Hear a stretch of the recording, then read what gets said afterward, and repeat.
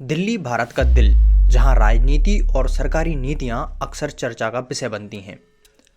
आज हम बात करेंगे दिल्ली की राजनीति के एक महत्वपूर्ण पहलू फ्रीबी कल्चर के बारे में। महिलाओं के लिए,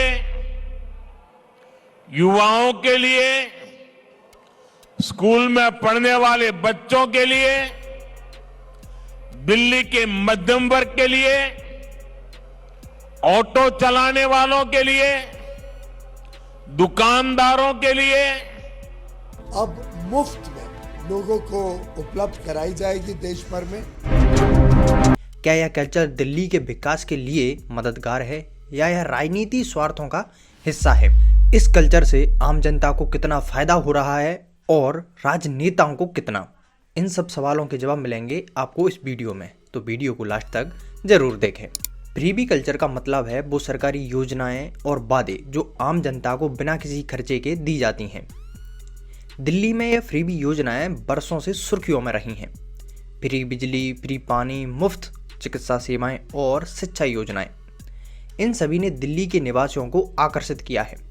लेकिन क्या ये वादे सच्चे बदलाव का कारण बनते हैं या केवल चुनावी हथकंडे हैं? आज तक कोई नहीं जान पाया, क्योंकि जो भी राजनीति में आता है वह पहले तो इन सब बातों को बुरा बताता है, फिर इनका ही सहारा लेकर सत्ता में रहना चाहता है। आम आदमी पार्टी जो 2015 में दिल्ली में सत्ता में आई थी, फ्रीबी कल्चर का सबसे बड़ा उदाहरण पेश करती है। 4-4 हजार यूनिट बिजली मुफ्त होती है एक मंत्री की। 4-4 हजार यूनिट, उसकी बिजली भी फ्री, उसका पानी भी फ्री, उसका हेलीकॉप्टर भी फ्री, उसकी गाड़ी भी फ्री। मैंने क्या करा? मैंने कहा मैं तुम्हारी बिजली फ्री कर दूंगा, तुम्हारा पानी फ्री कर दूंगा, तुम्हारे को हजार रुपए दे दूंगा। क्या बुरा कर दिया मैंने? मुख्यमंत्री अरविंद केजरीवाल ने दिल्ली वासियों को मुफ्त बिजली, मुफ्त पानी और मुफ्त सार्वजनिक परिवहन जैसी योजनाओं से आकर्षित किया। इन योजनाओं को लेकर आम आदमी पार्टी का दावा है कि ये योजनाएं आम जनता को राहत देने वाली और उनकी बुनियादी जरूरतें पूरी करने के लिए हैं। आपने दिल्ली में मोहल्ला क्लिनिक की शुरुआत की, जहां गरीब लोग मुफ्त इलाज पा सकें। इसके अलावा महिलाओं के लिए मुफ्त बस सेवा भी शुरू की गई। इन योजनाओं को लेकर केजरीवाल सरकार का कहना है कि इनका उद्देश्य विकास और समानता है। लेकिन क्या यह सच्चे विकास के संकेत हैं या इन योजनाओं के पीछे चुनावी राजनीति है? ये सभी जानते हैं, और आजकल तो केजरीवाल एक दूसरे दिन कोई ना कोई नई स्कीम लॉन्च कर रहे हैं। वो संभव प्रयास कर रहे हैं जिनसे वो इस चुनाव को जीत सकें। भारतीय जनता पार्टी, जो दिल्ली में पिछले कई वर्षों से सत्ता से बाहर है, हमेशा फ्रीबी कल्चर के खिलाफ रही है। भाजपा का कहना है कि मुफ्त सी योजनाएं केवल मतदाताओं को लुभाने का एक तरीका है और इनका प्रभाव नकारात्मक होता है। बीजेपी का दावा है कि योजना सरकारी खजाने पर भारी दबाव डालती हैं और आर्थिक स्थिरता को खतरे में डालती हैं। बीजेपी के नेता नरेंद्र मोदी जी का कहना है कि सरकार की प्राथमिकता सशक्तिकरण और विकास होनी चाहिए, न कि मुफ्त चीज़ों का वितरण। प्रधानमंत्री नरेंद्र मोदी ने जहां गरीबों के लिए पीएम आवास योजना, उज्ज्वला योजना जैसी योजनाओं की शुरुआत की है, जो लोगों को आत्मनिर्भर बनाने के लिए उद्देश्य हैं, बजाय उन्हें दीनहीन बनाने के लिए। लेकिन इस फ्रीबी कल्चर को बढ़ावा देने वालों में बीजेपी भी पीछे नहीं है।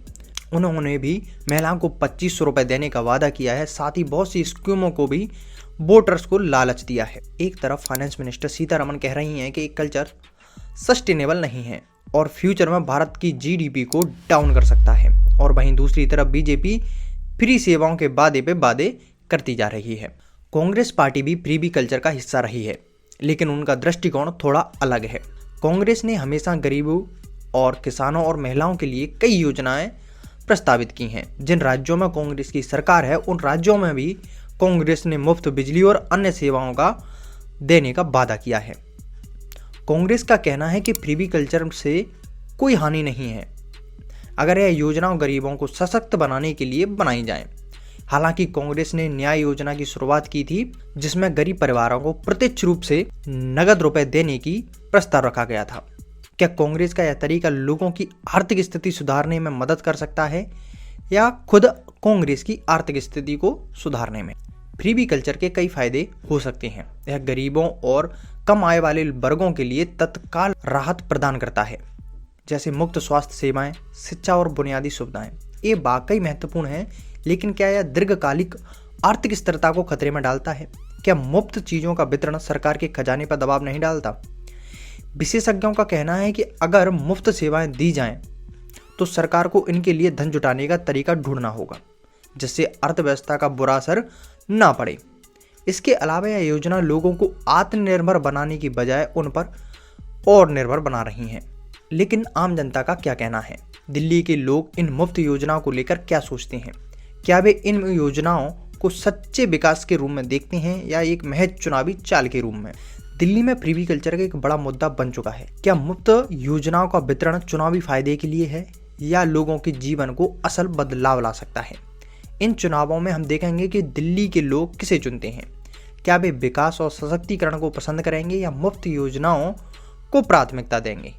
अगर आपको यह वीडियो पसंद आई तो लाइक करें और हमारे चैनल को सब्सक्राइब करें। हमें बताएं कि आपके हिसाब से फ्री कल्चर का क्या असर होगा। हम फिर मिलेंगे एक और नई वीडियो के साथ। तब तक के लिए जय हिंद।